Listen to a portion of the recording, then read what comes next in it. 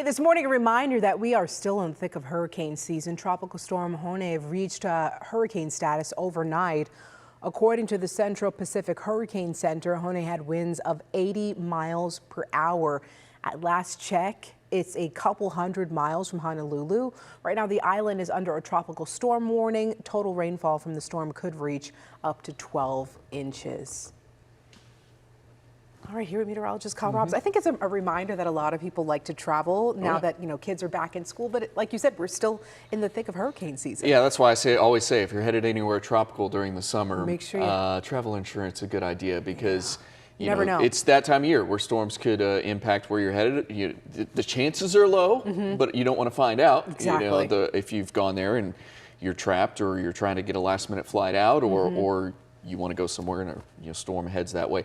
Hawaii can get some wind and rain and waves from tropical storms and hurricanes, but usually they don't take the complete brunt of a storm like some of the Caribbean islands can. But that's where things are active at the moment, is in the eastern Pacific and in the central Pacific right now. Got the two storms out there, Hone, which we talked about, and Gilma, a Category 4 storm at the moment. In the Atlantic, which is where storms, threaten the mainland U.S. and the Caribbean as well, all is quiet right now. Nothing going on at the moment, which is good news, but that'll likely be changing at some point here over the next several weeks because we're still in the thick of hurricane season. In fact, we haven't even hit the peak of Atlantic hurricane season yet. We're through Ernesto at the moment. Next name on the list will be Francine, but at the moment all is quiet. But the hurricane season peaks on September 10th, so we're not even there yet, and then you can still have quite a bit of activity all the way through the month of October. So we'll continue to keep an eye on that. Even though things have been quiet recently, does not necessarily mean that things are going to stay quiet through the rest of the hurricane season. I think that's pretty unlikely that we will stay completely quiet through September and into October. So we'll keep an eye on that for any of those storms that are brewing out in the Atlantic, but none immediately. UNT in Denton, 80 degrees, feels like 83, nothing but sunshine overhead. Dallas Baptist University, 77, feeling like 79. We'll have a lot of sunshine headed your way today, but we should stay below 100 degrees. Gone are the heat advisories.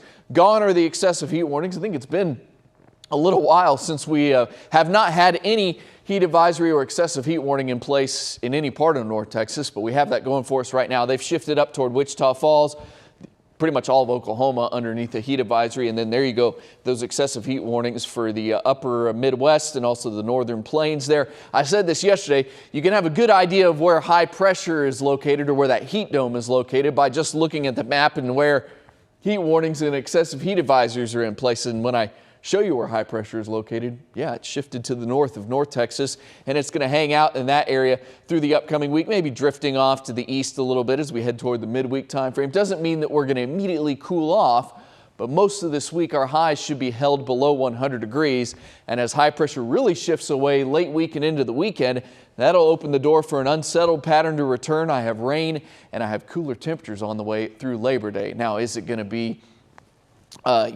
really cool and fall-like? Probably not.